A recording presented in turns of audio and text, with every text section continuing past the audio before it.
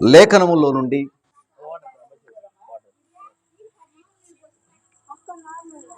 యోబు గ్రంథము 5వ అధ్యాయము 17వ వచనం చదువుకుందాం. యోబు గ్రంథము 5వ అధ్యాయము 17వ వచనం. దేవుడు గద్దించు మనుష్యుడు ధన్యుడు, కాబట్టి సర్వశక్తుడగు దేవుని శిక్షను తృణీకరింపకుము. ఆయన గాయపరిచి గాయములు కట్టును, ఆయన గాయములు చేయును, ఆయన చేతులే స్వస్థపరచును. 6 బాధలలో నుండి ఆయన నిన్ను విడిపించును. 7 బాధలు కలిగినను నీకే కీడు తగులదు. చిన్న ప్రార్థన చేసుకో. మహాపరిశుద్ధులైన మా కన్న తండ్రి, మహిమగల రాజా, మీ శ్రేష్టమైన పాదాలకు స్తోత్రాలు చెల్లిస్తున్నాం నాయన. ఈ సమయంలో నీ మాటలు పలుకుచుండగా ప్రభువా, మీ బిడ్డలకు ఇదిగో నా తండ్రి వినగలిగే శక్తిని మీరు దయచేయండి. అదేవిధంగా మాట్లాడుతున్న నాకు ఆత్మీయ జ్ఞానాన్ని మీరు దయచేసి నన్ను మీ నోటి బొరగా వాడుకొని మీ యొక్క మాటలు మీ బిడ్డలకు అందించమని మా కొద్ది విన్నపముల నజరేయుడైన యేసయ్య అతి శ్రేష్టమైన నామంలో వేడుకొని ప్రార్థిస్తున్నాను పరమ తండ్రి, ఆమేన్. ఇక్కడ యోబు గ్రంథంలో మనం చూసినప్పుడు 5వ అధ్యాయము 17వ వచనములో మనం చూస్తున్నప్పుడు దేవుడు గద్దించు మనుషుడు ధన్యుడు. మనుషులు గద్దించేవారు కాదు, దేవుడు గద్దించు మనుషులు ధన్యులు. ఎందుకు దేవుడు గద్దిస్తాడు అంటే వారిని పదును పెట్టడానికి గద్దిస్తాడు. ఆయన సర్వశక్తుడు దేవుని శిక్షను తృణీకరింపకము. సర్వశక్తుడు ఇచ్చే దేవుని యొక్క శిక్షను తృణీకరించకూడదు. ఆయన గాయపరచి గాయములు కట్టును. ఆయనే గాయం చేస్తాడు, తిరిగి ఆయనే గాయములు కట్టువాడు. గాయములు చేసేవాడు ఆయనే, గాయములు కట్టువాడు కూడా ఆయనే. ఆయన చేతులు స్వస్థపరచును. మరి సువార్తమ్మ గారు చిన్న ఇబ్బందితో హాస్పిటల్కి వెళ్ళి హాస్పిటల్లో ఎక్కువ ఇన్ఫెక్షన్ గురైంది. కాల్లో చిన్న ప్రాబ్లం వచ్చింది. గాజు పింకు గుచ్చుకుని లోపల ఆపరేషన్ చేసిన తర్వాత వాళ్ళంతా కూడా ఇన్ఫెక్షన్ రావటం, బాగా బాధాకరమైన పరిస్థితులకి వెళ్ళటం, సంఘమంతా కూడా ప్రార్థించటం, ప్రార్థించిన తర్వాత దేవుడు స్వస్థత చేయటం. మరి సువార్తమ్మ గారి విషయంలో దేవుడు చేసిన గొప్ప కార్యాలను బట్టి ఆ కుటుంబము యొక్క కృతజ్ఞత కూడికను ఏర్పాటు చేయటం జరిగింది. అయితే మనుషుడు దేవుని చేత గద్దించబడ్డప్పుడు, దేవుని చేత శిక్షించబడ్డప్పుడు ఆ వ్యక్తి ఎవరు అంటే ధన్యుడు అని చెప్పబడుతుంది. ఎందుకంటే ఆయన శిక్షను తృణీకరించనప్పుడు, ఆయన శిక్షకు లోబడినప్పుడు ఆయన గాయపరచి గాయములను కట్టువాడు ఆయనే. ఎందుకంటే గాయము చేసేది ఆయనే కాబట్టి ఆయనే గాయాలను కూడా కట్టుతాడు. కాబట్టి ఆయన చేతులు స్వస్థపరుస్తాయి. ఆయన చేతులు. మనం అనుకుంటాము హాస్పిటల్కి వెళ్ళాము, డాక్టర్ వల్ల మనకి మేలు జరిగింది, ఆ మందుల వల్ల మనకు మేలు జరిగింది అనుకుంటావు. కానీ దేవుని తోడు, దేవుని సహాయము, దేవుని స్వస్థత నీకు లేకపోతే నువ్వు ఎన్ని మందులు వాడుకున్నా, నీకు ఎంత ధనమున్నా అది వ్యర్థమే. కాబట్టి ఆయన చేతులు మనలను స్వస్థపరుస్తున్నాయి. 6 బాధలలో నుండి ఆయన నిన్ను విడిపించును. 6 బాధల నుండి ఆయన నిన్ను విడిపించును. 7 బాధలు కలిగినను నీకు ఏ కీడు తగులదు. ఏ కీడు కూడా తగులదు. క్షేమకాలమున మరణము నుండి, యుద్ధమున ఖడ్గము నుండి ఆయన నిన్ను తప్పించును. శ్రమ కలిగినప్పుడు, కష్టం వచ్చినప్పుడు ఆయన నిన్ను తప్పించటానికి సిద్ధంగా ఉంటాడు. కారణం ఏంటంటే నీవు ఆయన దృష్టిలో ఉన్నావు కాబట్టి నీకు శ్రమ కలిగినా కానీ, కష్టం వచ్చినా కానీ దేవుడు నిన్ను రక్షిస్తూ ఉంటాడు. ఒకానొక సమయంలో ఒక భక్తుడికి ఒక శ్రమ వచ్చింది.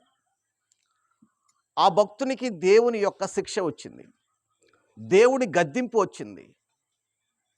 ఆ శ్రమ, ఆ గద్దింపు వచ్చినప్పుడు తన భార్య అంటది, నువ్వు దేవునిలో భయభక్తులు కలిగి ఉంటావు కదా, ఎప్పుడు చూసినా ప్రార్థన అంటావు కదా, ఎప్పుడు చూసినా దేవుని మీద ఆధారపడతావు కదా, ఇప్పుడు ఏమైంది, నీకు రోగం వచ్చింది కాబట్టి ఆ రోగాన్ని బట్టి నువ్వు దేవుణ్ణి తిట్టి దూషించి నువ్వు చచ్చిపో.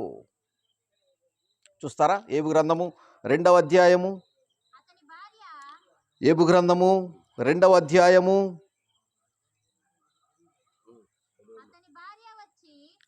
అతని భార్య వచ్చి నీవు ఇంకను యథార్థతను వదలకయుందువా, దేవుణ్ణి దూషించి మరణము కమ్మనెను. అందుకతడు, మూర్ఖురాలు మాట్లాడినట్టు నీవు మాట్లాడుచున్నావు, మనము దేవుని వలన మేలు అనుభవించుదుమా, కీడును మనము అనుభవింప తగదా నేను. ఎంత గొప్పవాడండి ఏబు. భార్య అంటది, ఏబుకి దేవుని యొక్క ఆశీర్వాదం తోడుగా ఉంది, సకలం ప్రతి విషయంలో కూడా ఆయన విస్తరించబడ్డాడు. ఆ ఊజు దేశంలో ఏబు అంత ధనవంతుడు ఎవరు కూడా లేరు. ఇప్పుడు భార్య అనుకుంటుంది, దేవుణ్ణి బట్టి గొప్ప ఆశీర్వాదము మాకు వచ్చేసింది అనుకుంది. కొంత శ్రమ వచ్చింది, దేవుని పరీక్ష, దేవుని యొక్క శిక్ష వచ్చింది. ఇది అపవాదికి దేవునికి మధ్య జరుగుతున్న పోరాటములో యోబుని ఒక విశ్వాసిగా దేవుడు వాడుకున్న క్రమములో ఆ కష్టం వచ్చినప్పుడు భార్య అంటది, భార్య ఆశీర్వాదానికి సిద్ధంగా ఉంది కానీ శిక్షకు సిద్ధముగా లేదు. యోబు యథార్థవంతుడు, నీతిమంతుడని దేవుడు లేఖనాల్లో రాయబడి ఉంది. కాబట్టి ఆయన బలహీనుడై ఉన్నప్పుడు, రోగి అయి ఉన్నప్పుడు మనం మాట్లాడిసిన మాటలేంటో తెలుసా? ఓదార్పు మాటలు మాట్లాడాలి. ఎవరికైనా, మన తోటి వారిలో మన శత్రువైనా సరే, నీ శత్రువైనా సరే, వారు బలహీనులైనప్పుడు ఆ బలహీనతను నీ ఆయుధంగా చేసుకుని మాటలతో వారిని బాధించకూడదు. వారు నీకు ఇష్టం లేని వారైనా సరే, వారిని పొరుగు వారైనా అయినప్పటికీ కూడా వారు కలిగిన బలహీనతను బట్టి నీవు వారిని బాధించకూడదు. నీ మాటలను బట్టి వారిని నువ్వు ఆదరించాలి.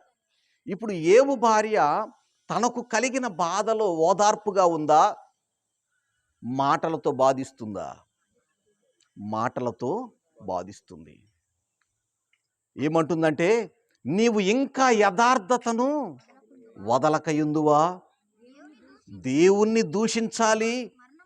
ఎందుకు దూషించాలి అంటే, నీకు ఇంత శ్రమ ఇచ్చాడు కాబట్టి. దేవుణ్ణి దూషించు అని దీపము కారు చీకటిలో ఆరిపోతుంది. దేవుణ్ణి ఎన్నడూ కూడా దూషించకూడదు. కాబట్టి భార్య అంటుంది, దేవుణ్ణి దూషించి నీవు చచ్చిపో, సూసైడ్ చేసుకోమంటుంది. చచ్చిపో అంటే అర్థం ఏంటి? మరణం రాకుండా చచ్చిపోమంటుందంటే ఏదో ఒకటి చేసుకొని బలవంత మరణాన్ని పొందమంటుంది. భార్య అయిన వ్యక్తి మాట్లాడిసిన మాటలు అవేనా?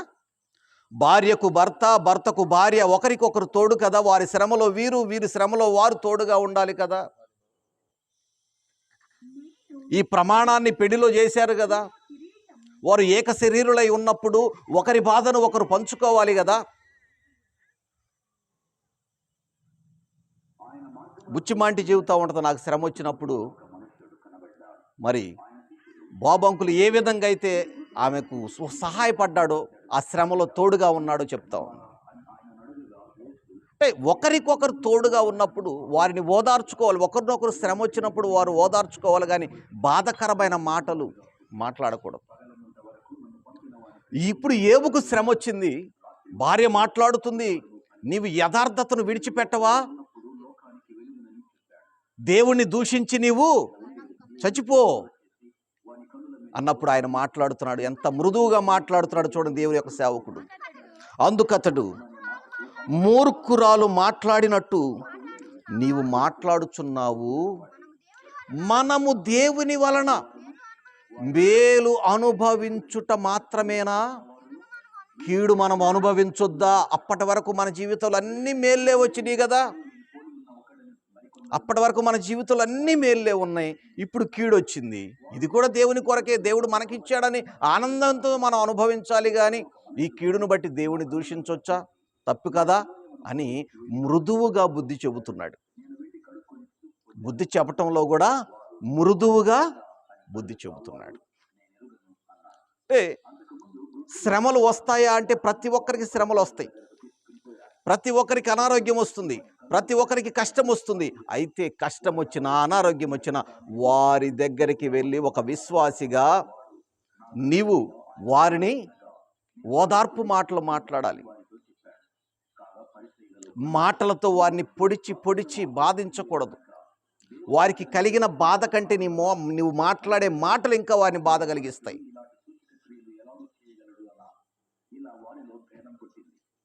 శ్రమ కలిగినప్పుడు అనుకుంటాము, మనకి నచ్చని వారికి ఏదైనా బాధ రాగాలి, మనకు కొద్ది కష్టం రాగాలి ఏమంటాము? నన్ను అనింది కాబట్టి, లేకపోతే నన్ను అన్నాడు కాబట్టి దేవుడిచ్చాడు. నిన్నందుకు దేవుడిస్తాడా? నిన్నందుకు దేవుడిస్తాడా? అంటే నువ్వు వచ్చగా దేవుని కింద, అంటే దేవుడు నిన్నందుకు వెంటనే దేవుడు అవతల వ్యక్తిని శిక్షించడానికి దేవుడు నీ కింద ఉన్నాడా? నువ్వు దేవుని కింద ఉన్నావా? ఆయన ఎవరిని శిక్షించాలనుకుంటాడో వారిని శిక్షిస్తాడు, ఎవరిని రక్షించాలనుకుంటాడో వారిని రక్షిస్తాడు. శిక్షించువాడు ఆయనే, గద్దించువాడు ఆయనే, గాయములు కట్టువాడు ఆయనే, గాయము చేయువాడు కూడా ఆయనే. ఆయన నీకు లోబడి ఉండడు కదా. కాబట్టి మన పని ఏంటి అంటే తోటి వారిని మనం ఏం చేయాలి? మనకు శ్రమల్లో మన తోటి వారు ఉన్నప్పుడు వారిని ఆదరించాలి, ఓదార్చాలి. నీకు చేతనైతే నీ దగ్గర కొంత సొమ్ము ఉందనుకో, వారికి అది కూడా ఇవ్వాలి. అప్పుడు నీవు దేవుని మనిషివని అవతల వ్యక్తి చెప్తారు. అదే మాటను చూద్దాం మనం. ఒకానొక సమయంలో దేవుడు కృతజ్ఞత కోరుకునే వ్యక్తి కాదా అనేది మనకు అర్థమవుతుంది. దేవుడు ప్రతి విషయంలో మనుషుల నుంచి ఏం కోరుకుంటాడో తెలుసా? కృతజ్ఞత కలిగి ఉన్నారా లేదా, కృతజ్ఞత స్తుతులు చెల్లిస్తున్నారా లేదా, కృతజ్ఞత కలిగి ఉన్నారా లేదా, దేవుడు చేసిన మేలును బట్టి మనుషుడు కృతజ్ఞత కలిగి ఉన్నాడా లేదని దేవుడు ప్రతి ఒక్కరిని పరిశీలిస్తూ ఉంటాడు. లూకా సువార్త 17వ అధ్యాయము, లూకా సువార్త 17వ అధ్యాయం 11వ వచనం. ఆయన యెరూషలేమునకు ప్రయాణమై పోవుచుండగా ఇక్కడ సమరయుల గలిలయ మధ్యగా వెలుచుండెను. ఆయన ఒక గ్రామములోనికి వెళుచుండగా ఎంతమంది? 10 మంది కుష్ఠరోగులు ఆయనకు ఎదురుగా వచ్చి దూరమున నిలిచి, యేసు ప్రభు, మమ్మును కరుణించమని కేక వేశారు. ఆయన వారిని చూచి, మీరు వెళ్ళి మిమ్మల్ని మీరు యాజకులకు కనపరుచుకోండి అని చెప్పాడు. వారు వెళుచుండగా వారేమయ్యారు? శుద్ధులయ్యారు. వారు వెళుతున్నప్పుడు వీరు దేవుని దగ్గర దూరంగా నిలబడ్డారు. ఆ రోజుల్లో కుష్ఠరోగం అనేది ఎక్కువగా ఉంది. కుష్ఠరోగుల దగ్గరికి వస్తుంటే అక్కడ మనుషుల దగ్గరలో ఉండేవారు కాదు, దూరంగా వెళ్ళిపోయారు. కాబట్టి ఆయన గ్రామంలోకి ఎక్కడ సంచరిస్తున్నాడు? గలిలయ, సమరయ గలిలయ మధ్య వెళుచుండగా ఆయన ఒక గ్రామంలోనికి వెళ్ళగా 10 మంది కుష్ఠరోగులు వచ్చారు. దూరంగా నిలుచుండి అడుగుతున్నారు, యేసు ప్రభువా మమ్మల్ని కరుణించయ్యా, యేసు ప్రభువా మమ్మలను.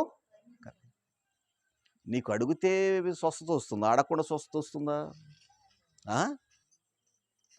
అడిగితే వస్తుందా? అడగకుండా వస్తుందా? అడగాలి. నీకు శ్రమ కలిగినప్పుడు నీవు అడగాలి దేవుణ్ణి.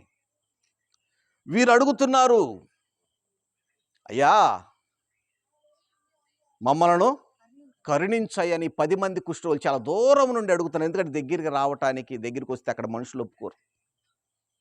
వారికి కూడా ఈ రోగం వస్తుందేమోనని వారిని చాలా దూరంగా ఉంచేవారు, ఊరు బయట ఉంచేవారు. మరి వాళ్ళు దూరంగా ఉండి బ్రతిమలాడుకుంటున్నప్పుడు ఆయన వారిని ఏమనలేదు. ఏమన్నారు తెలుసా? మీరు వెళ్ళండి, మీరు వెళ్ళి మీ యాజకుడకు మిమ్మల్ని మీరు కనపరుచుకోండి అనగానే వీరు మార్గ మధ్యలో వెళుతూ వెళుతూ వెళుతూ ఉన్న శుద్ధులైపోయారు. దేవునికి స్తోత్రం. అంటే వీడు వెళుతుండగానే మధ్యలో శుద్ధులైపోయారు వీరు. చిత్రం ఏంటో తెలుసా? శుద్ధులైన వారిలో ఒక్కడే వచ్చి కృతజ్ఞత స్తుతులు చెల్లించాడు దేవునికి. అప్పుడు అడుగుతున్నారు ప్రభువారు, వారిలో ఒకడు తనకు స్వస్థత కలుగట చూచి గొప్ప శబ్దముతో దేవుని మహిమపరచుచు తిరిగి వచ్చి ఆయనకు కృతజ్ఞతాస్తుతులు చెల్లించుచు ఆయన పాదముల యొద్ద సాగిలపడెను. వాడు సమరయుడు అని రాయబడి ఉంది. సమరయుడంటే అన్యుడు, దేవుని గుర్తిరగని వాడు, దేవుని గురించి తెలియనివాడు, దేవుని కార్యాలు అంతగా తెలిసినవాడు కాదు. 10 మంది దేవుణ్ణి అడిగారు, మొర్రపెట్టారు. దేవుడు సహాయం చేసి మీరు వెళ్తా ఉండండి, వెళ్ళి మిమ్మల్ని మీరు కనపరచుకోండి, మీరు శుద్ధులైపోయారు కానీ వెళతా ఉన్నారు. మార్గ మధ్యలోనే వీరికి స్వస్థత వచ్చేసింది, వీరు బాగుపడిపోయారు, వీళ్ళందరూ కూడా శుద్ధులైపోయారు. ఆ కుష్ఠరోగం అంతా కూడా పోయి స్వస్థత పరచబడ్డారు. వారిలో ఒక్కడే వచ్చాడు. 9 మంది ఏమైపోయారు? కృతజ్ఞత లేని వారు 9 మంది. అందుకే మాట్లాడుతున్నాడు ప్రభువారు, 10 మంది శుద్ధులయ్యారు కదా, ఆ 9 మంది ఎక్కడ? ఈ 9 మంది ఎక్కడ? ఈ అన్యుడు తప్ప దేవుని మహిమపరచుటకు వచ్చిన వాడు ఎవడు అగుపడలేదా అని చెప్పి నీవు లేచిపోమ్ము, నీ విశ్వాసము నిన్ను స్వస్థపరిచినని వారితో చెప్పాను. అంటే దేవుడు మనుషుని ద్వారా ఏం కోరుకుంటాడు? కృతజ్ఞత కోరుకుంటాడు. ఒక కృతజ్ఞత అంటే నిన్ను ఒక శ్రమలోంచి రక్షించినందుకే కృతజ్ఞత కాదు, కానీ నీవు క్షేమముగా బయటికి వెళ్ళావు, క్షేమముగా ఇంటికి వచ్చావు, నీ పిల్లలు క్షేమముగా ఇంటి నుంచి బయటికి వెళ్ళారు, క్షేమముగా తిరిగి వచ్చారు. లేదు, నువ్వు క్షేమముగా రాత్రంతా కూడా ప్రశాంతంగా నిద్రపోయి ఉదయాన్నే లేచావు, ఎప్పుడన్నా లేవగానే దేవానికి స్తోత్రం, నన్ను రాత్రంతా కాపాడావయ్యా, ఉదయకాలాన్ని నాకు జీవితాన్ని ఇచ్చావని ఒక్క రోజున ప్రార్థన చేశారా మీరు? లేవటం, టీ తాగటం, ఇక పని, వీటి గురించి నిన్ను లేపి రాత్రంతా కూడా నీకు సుఖమైన నిద్రను కలుగు చేసినందుకు ఆయన కృతజ్ఞత చెప్పు. నీకు పనినిచ్చినందుకు కృతజ్ఞత చెప్పు. నీకు శక్తినిచ్చినందుకు కృతజ్ఞత చెప్పు. నీ పిల్లలు క్షేమముగా ఇంటికి వచ్చినందుకు కృతజ్ఞత స్తుతులు చెల్లించవు. నువ్వు క్షేమంగా వచ్చినందుకు కృతజ్ఞత స్తుతులు చెల్లించవు. కానీ దేవుడు మనుషుల ద్వారా కోరుకుంటుంది ఏంటో తెలుసా? కృతజ్ఞత కోరుకుంటున్నాడు. మనుషుల నుండి దేవుడు ఏం కోరుకుంటున్నాడు? కృతజ్ఞత లేనివాడు దేవునికి ఇష్టడు కాదు. ఈ 10 మంది కూడా వెళుతూ ఉన్నారు యాజకుడికి కనపరుచుకోవటానికి. ఎందుకంటే యాజకుడు వీరిని చెక్ చేసి వీరికి ఎలాంటి రోగము లేదని చెబితేనే వీరు సమాజంలో కలవాలి. ఆ దినాల్లో ఉన్నది అది. యాజకుడు వీరందరినీ చూస్తాడు, వీరికి కుష్టు ఉందా లేదని చూస్తాడు. చూసి పర్లేదు, వీరికి కుష్టు తగ్గిపోయిందని చెబితేనే వీరు సమాజంలో కలవాలి, కానీ వీరికి అలా చెప్పకపోతే సమాజంలో కలవటానికి వీల్లేదు.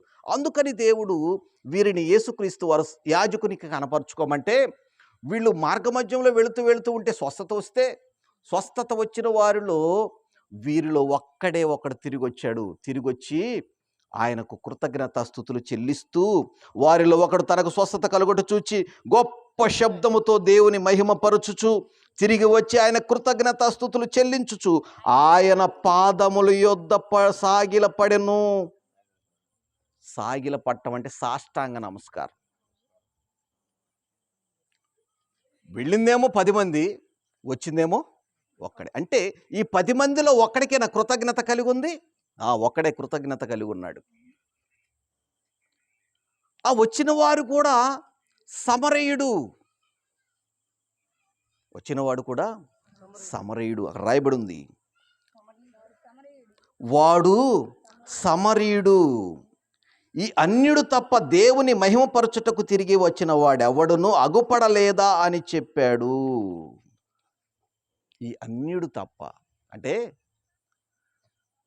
విశ్వాసులకున్న విశ్వాసం కంటే నన్ను అడిగితే అన్యులలో ఉన్న విశ్వాసమే గొప్పదని చెప్తాను నేను. అన్యులని వారిని ఎందుకు చెప్తారు, కానీ విశ్వాసం అని చెప్పుకోవటం నీలో కొంత కూడా దేవుని లక్షణం కనపడదు.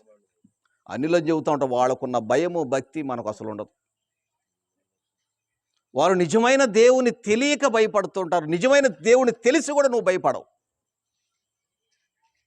వారు ప్రతిదినము దేవుణ్ణి ఆరాధిస్తారు, నువ్వు ఒక్కసారి కూడా దేవుడికి ప్రార్థన చేయవు. అంటే ఎవరికి కృతజ్ఞత ఉంది? ఇదిగో ఈ సమరయుడికి ఉంది. ఈ సమరయుడి కృతజ్ఞత ఉంది, కానీ మిగతా వారికి కృతజ్ఞత అనేది లేదు. కాబట్టి దేవుడు మనుషుల నుండి ఏం కోరుకుంటాడంటే కృతజ్ఞత కోరుకుంటాడు. కృతజ్ఞత చెల్లిస్తారా? స్తుతులు చెల్లిస్తారా లేదా? వీళ్ళు గణపరుస్తారా లేదా దేవుణ్ణి? వీరు దేవుని స్తుతిస్తారా లేదా అని దేవుడు మనుషుల నుండి ఏం కోరుకుంటాడు? కృతజ్ఞత కోరుకుంటూ ఉంటాడు. ఒకసారి 41వ కీర్తన 3వ వచనం చదువుకుందాం. 41వ కీర్తన 3వ వచనం.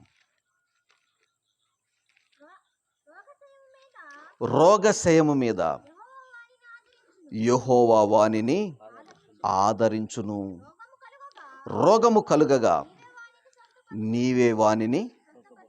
ఈ కృతజ్ఞత స్తుతులు చెల్లించినప్పుడు రోగము కలిగినా కానీ, రోగశయము అనగా రోగము చేత నీవు మంచములో ఉన్నప్పుడు. మీరు అనుకోవచ్చు, అలాగైతే మంచంలో ఉన్న వారందరికీ విశ్వాసం లేదా, విశ్వాసులు కారా అని మీకు అనిపించవచ్చు. ఎందుకంటే మనకు మంచి కంటే చెడు తొందరగా ఆలోచనలోకి వెళ్ళిపోతూ ఉంటుంది. దేవుడు తగిన సమయంలో ఎవరికి ఏ స్వస్థత దయచేయాలో ఆ సమయంలో స్వస్థతని వారికి. ఒక వ్యక్తి అక్కడ బెతస్తా కోనేటి దగ్గర ఎన్ని సంవత్సరాలు పడి ఉన్నాడు? 35 సంవత్సరాల పాటు పడి ఉన్నాడు. ఆయనకు స్వస్థత రావడానికి పట్టిన కాలం ఎంత? 35.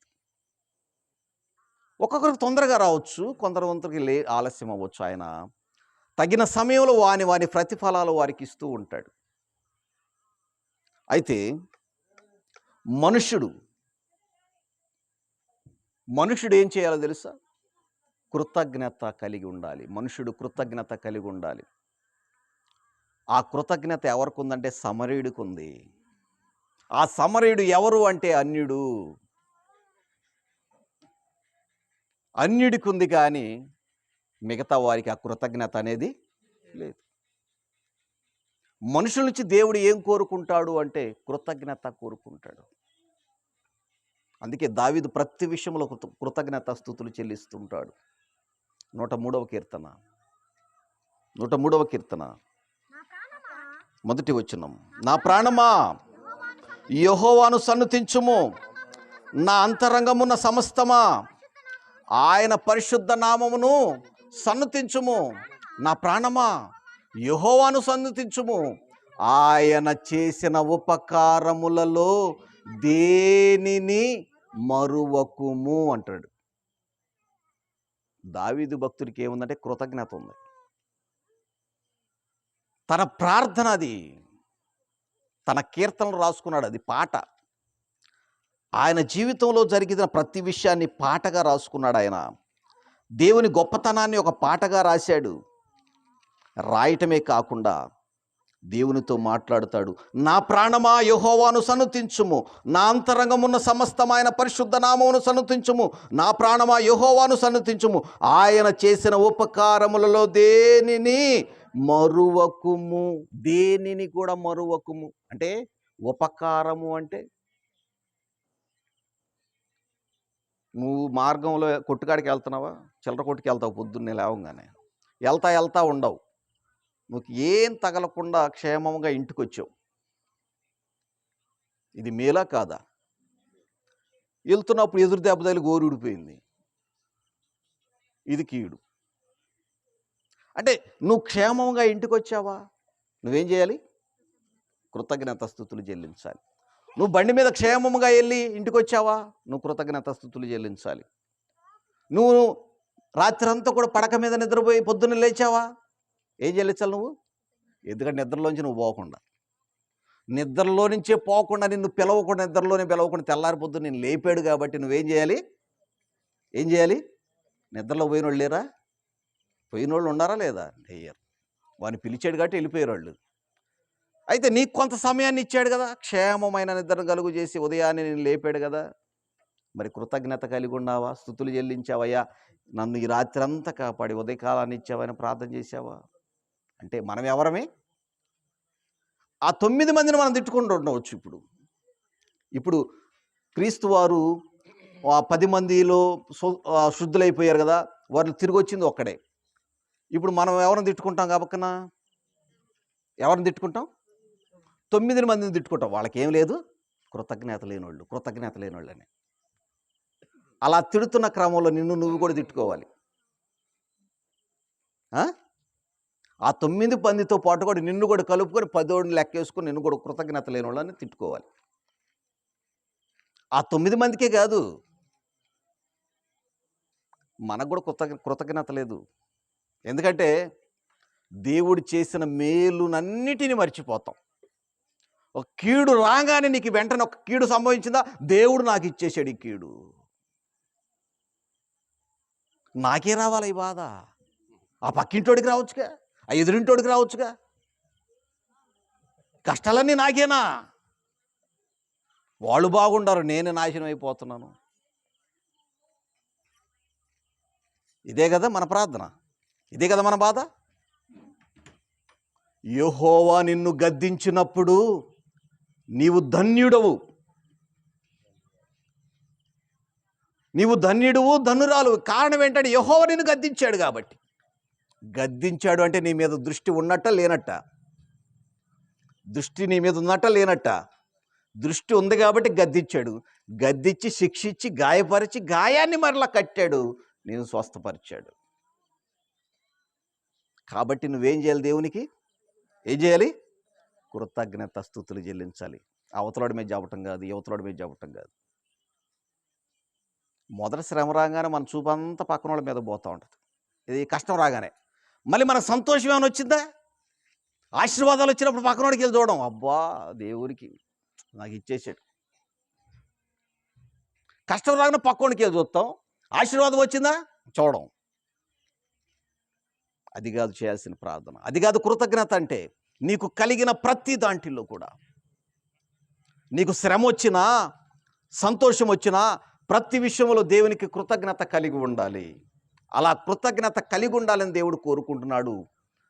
అది దేవునికి ఇష్టమైన యాగము, ఇష్టమైన యాగము.